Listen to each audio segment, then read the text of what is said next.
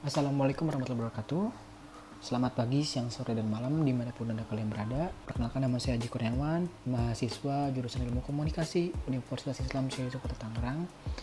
Dan pada kesempatan kali ini, izinkan saya untuk mereview sebuah makalah yang pernah saya ketik yang berjudul Konflik Yaman yang Terlupakan.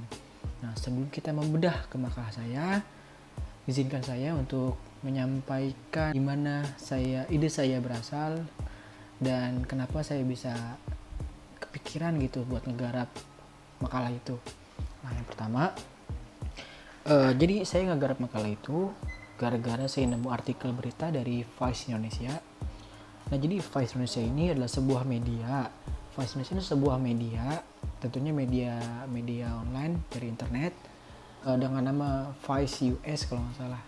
Nah, setelah itu baru masuk ke Indonesia. Saya kurang tahu masuk ke Indonesia itu tahun berapa. Pokoknya saya nemu artikelnya itu, bukan nemu artikelnya, tapi saya tahu media itu udah sejak lama, dari 2000 berapa ya, sekitar setahun 2 tahun yang lalu lah, dengan nama Vice Indonesia. Nah, kenapa saya milih Vice Indonesia? Karena Vice Indonesia menurut saya adalah media yang netral, menurut saya ya, media yang netral tanpa di bawah naungan politik atau yang lainnya. Ya, opini saya pribadi aja, kalau menurut saya itu Vice Indonesia itu adalah media yang paling netral. Sama seperti media-media yang lain sih sebenarnya, kayak opini.id, terus tirto.id, ya gitu-gitulah pokoknya. Saya sekarang lebih percaya sama media-media online sih daripada media-media yang ada di TV, televisi. Soalnya kalau media-media di televisi itu menurut saya ya udah nggak netral. Saya ambil contoh seperti MNC Group yang di bawah naungan dari Haritanu. Sedangkan Bapak Haritanu Sudibyo adalah pimpinan dari Partai Perindo. Nah, oke. Sebelumnya kita udah membahas tentang Vice Indonesia. Nah, yang kedua itu kenapa saya kepikiran ngegarap makalah ini? Ya karena dari judulnya aja udah meresahkan gitu kalau menurut saya. Konflik Yaman yang terlupakan. Tanpa maksud membanding-bandingkan nasib dari Yaman dan Palestina, tapi menurut saya nggak adil kalau cuma Palestina yang mendapat insight yang banyak dari beberapa kalangan, mendapat perhatian lebih dari beberapa kalangan, sedangkan di Timur Tengah masih banyak konflik-konflik yang bisa dibilang itu mungkin sama nasibnya sama kayak Palestina. Kayak contohnya Iran dan Irak, terus Yaman, pokoknya masih banyak lagi. Nah, tapi kenapa yang dapat perhatian atau insight berlebih itu lebih ke Palestina? Nah, itu yang menjadi keresahan saya gitu. Vice Indonesia ngangkat berita itu, dan terus kebetulan Pak Rizal nyuruh mahasiswanya, nyuruh muridnya untuk bikin satu makalah tentang keresahan yang Anda lakukan, keresahan yang sedang Anda rasakan pada saat ini. Ya udah, saya langsung garap makalah itu. Makalah Konflik Yaman yang Terlupakan. Kita langsung masuk aja ke pembahasannya. Konflik Yaman yang Terlupakan. Jadi kalau ada salah-salah kata, ya mungkin bisa dimaklumin ya, karena referensi saya belum terlalu luas. Saya baca artikel sedikit demi sedikit aja dari Vice Indonesia, dari mata-mata politik, ya pokoknya dari artikel-artikel yang ada lah. Yang berhubungan saya baru nemu segitu aja sih. Maaf ya sebelumnya saya sambil ngebaca, soalnya saya takut salah pengucapan atau gimana. Bukan berarti saya nggak memahami makalah saya sendiri, tapi saya takut salah ngucap atau salah apa yang ada nanti jadinya gimana lah gitu. Ya udah, langsung aja dari artikel sejarah-lengkap.id dan mata-mata politik. Nah, kalau nggak salah itu saya udah nulisnya di daftar pustaka, udah saya tulis sumber referensi saya. Nah, awal mula perpecahan perang di Yaman. Sebelumnya, Yaman memang terbagi menjadi Yaman Utara dan Yaman Selatan. Kemudian, pada tahun 1990, kedua bagian tersebut bersatu untuk membentuk sebuah negara. Akan tetapi, 4 tahun kemudian, kaum separatis yang berada di bagian selatan berusaha untuk melepaskan diri dari utara, tepatnya pada tahun 1994. Meskipun begitu, pasukan separatis tersebut terpaksa harus mundur dalam waktu singkat. Hal tersebut dikarenakan besarnya kekuatan dan sumber daya yang berhasil ditampung oleh ibu kota utara, Sana'a.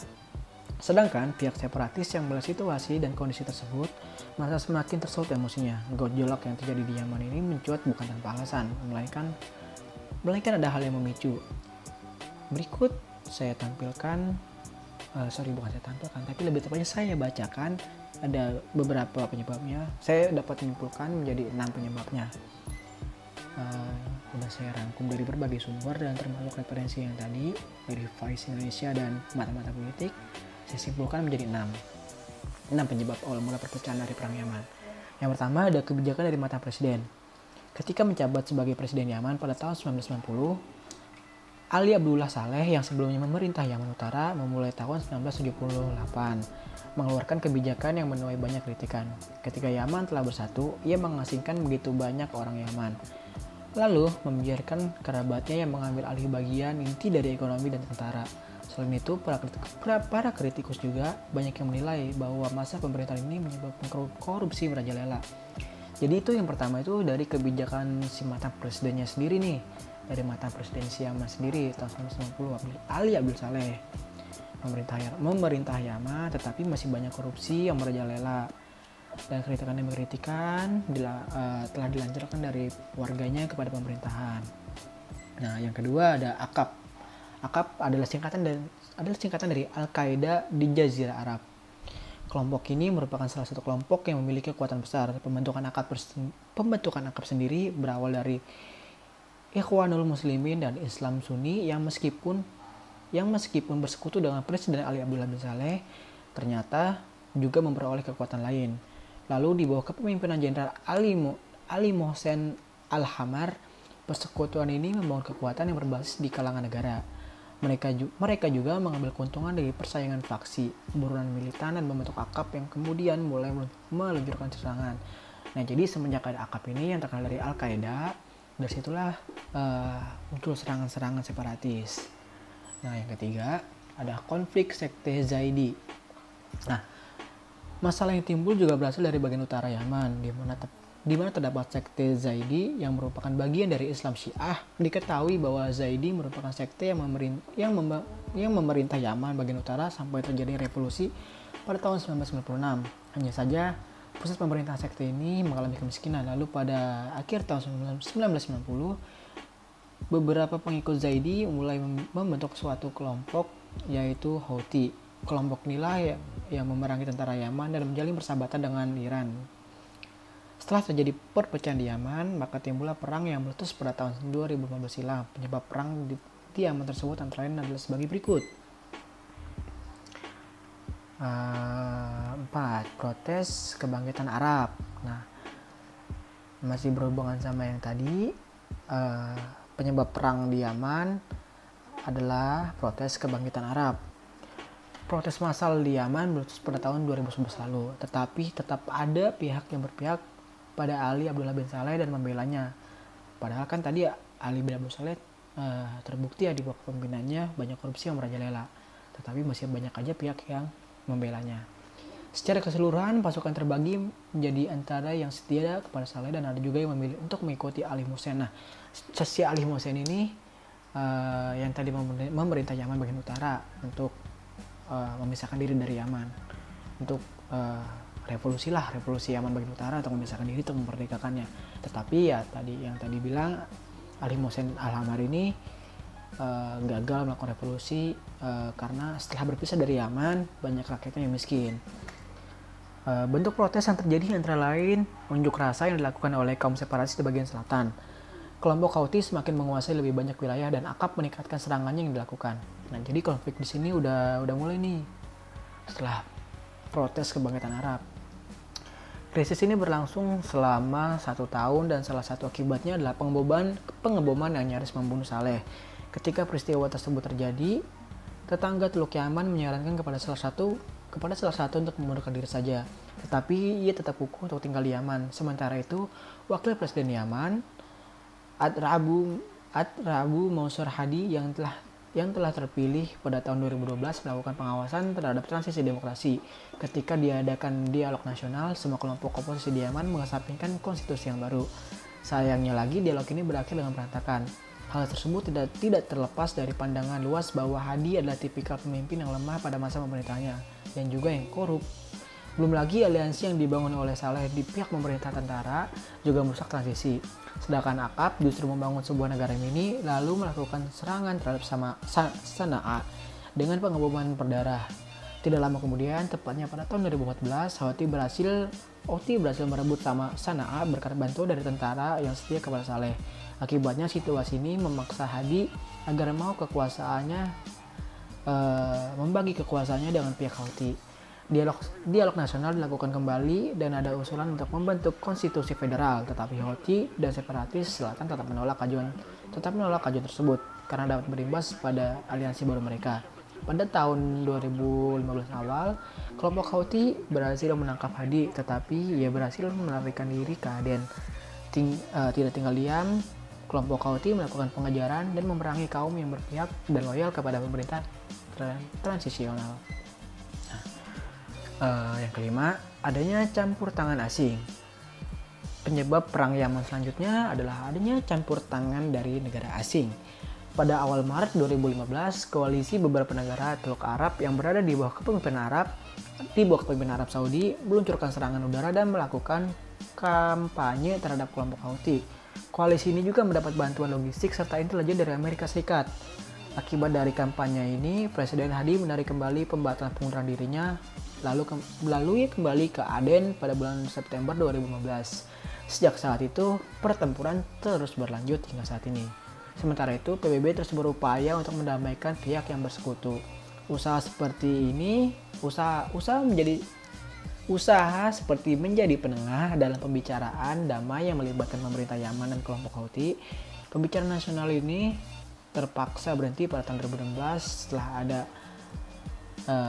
setelah diketahui bahwa Hadi telah berada di pengasingan Arab Saudi. Sebelumnya pada bulan Juli 2016, persekutuan antara pemerintah mantan Presiden Ali Abdul Saleh yang digulingkan setelah berkuasa nyaris 30 tahun, tepatnya pada tahun 2011, serta kelompok Houthi mengeluarkan pengumuman bahwa telah dibentuknya Dewan Politik yang akan memerintah Sana'a dan sebagian besar wilayah Yaman Utara. Lalu pada akhir 2017, Saleh memutuskan untuk mengakhiri persekutuan dengan kelompok Houthi. Ia bahkan memerintahkan pengikutnya untuk berbalik melawan Houthi. Akibat peristiwa ini, Saleh terbunuh dan pasukannya juga kalah dalam waktu 2 hari saja. Krisis kemanusiaan. Yang keenam, krisis kemanusiaan. Peperangan yang terjadi di Yaman telah merenggut begitu banyak nyawa dan korban jiwa. Penyebab perang Yaman yaitu krisis kemanusiaan. Tetapi hingga saat ini tetap tidak ada titik penyelesaiannya. Justru berbagai pihak yang turun tangan memberikan dukungan terhadap pemeran utama dalam perang saudara ini. Hal ini secara tidak langsung menunjukkan bahwa krisis kemanusiaan memang benar-benar sangat memprihatinkan. Korban terus berjatuhan, berbagai penyakit menular, anak-anak terlantar dan membutuhkan uluran tangan manusia. Hak atas kesehatan sudah tidak ada peroleh lagi, kelaparan dan berbagai situasi krisis kemanusiaan. Nah, itu aja 6 kesimpulan menurut saya dari sejarah perang Yaman. Gimana ya ngomongnya? Awal mula perang Yaman bisa saya simpulkan lewat ke 6 poin ini yang telah saya rangkum dari berbagai macam artikel dan referensi yang ada gitu. Jadi intinya perang Yaman ini tadi itu Yaman 1. Terus ada kelompok yang gak percaya sama pemimpin Yaman, si Ali Abdullah bin Saleh ini, kalau nggak salah ya, Ali Abdullah Saleh kalau nggak salah. Nah, ada warganya yang udah nggak percaya lagi karena banyaknya korupsi yang merajalela. Jadinya ada orang yang memprovokasi, jadinya akhirnya pisah gitu. Nah, itu sih intinya. Kalau mau lebih lengkapnya, mau lebih detailnya, mungkin bisa dibaca-baca artikelnya di matamatapolitik.com, sejaralengkap.com, atau bisa juga baca lewat Flash Indonesia. Segitu aja dari saya. Lebih dan kurangnya mohon maaf apabila ada tutur-tutur kata yang tidak mengenakan atau salah-salah kata. Kayaknya saya banyak banget nih salah kata atau kurang pemahaman, mohon dimaafkan. Wabillahi taufiq wal hidayah. Wassalamualaikum warahmatullahi wabarakatuh.